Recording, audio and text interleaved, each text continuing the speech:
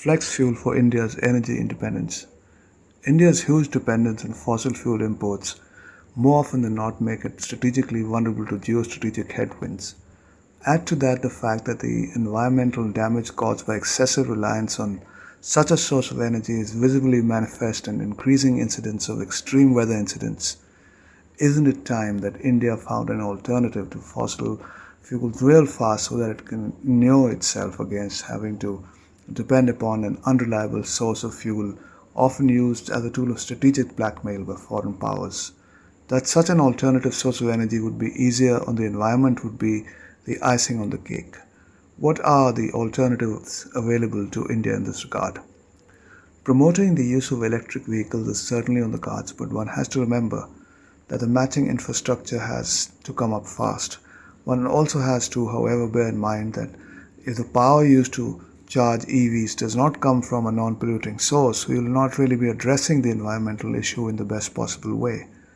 Using flex fuel, which is a mixture of petrol and ethanol, in varying proportions is emerging as a viable and practical way of reducing one's dependence on unreliable fossil fuel imports. What makes it very viable is the fact that ethanol is a byproduct of the process that converts sugarcane to sugar. It can also be made from surplus and damaged grain like rice, corn, and other kinds of cereals. Given the size of the Indian agricultural sector, this is something that can be seriously looked at as a source of easily available biofuel or flex fuel. Brazil, another major sugarcane producer, has long been held as a model to emulate when it comes to biofuel or flex fuel adoption. In the aftermath of the oil shock of the 1970s, Brazil decided to start using ethanol in a major way to cut down on its reliance on fossil fuels to power its cars.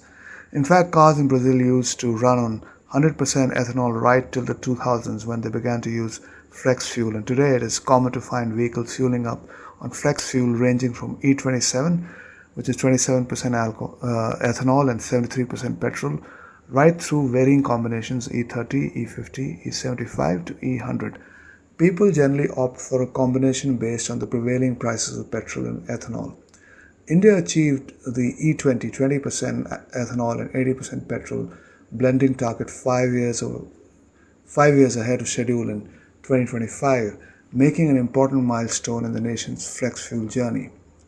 Giving a further fillip to this journey towards widespread flex fuel adoption, leading Indo-Japanese car manufacturer Maruti Suzuki have announced the launch of a true blue flex fuel variant of their popular WagonR model that is capable of running on any ethanol-petrol combination ranging from E20 all the way till E100.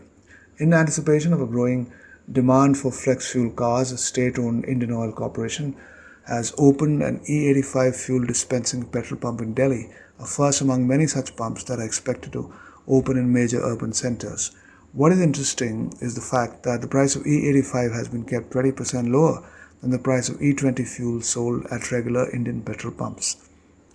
As more and more car manufacturers come out with flex fuel compatible vehicles and the availability of blended E85 and even E100 fuel becomes more commonplace, we may begin to see the start of a bona fide transition from relying exclusively on hard-to-come-by fossil fuel to fuel we can practically grow on our land.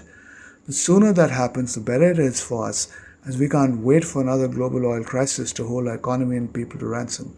The world can have its geostrategic wrangles while we look contentedly at our crop of sugarcane and breathe a sigh of relief.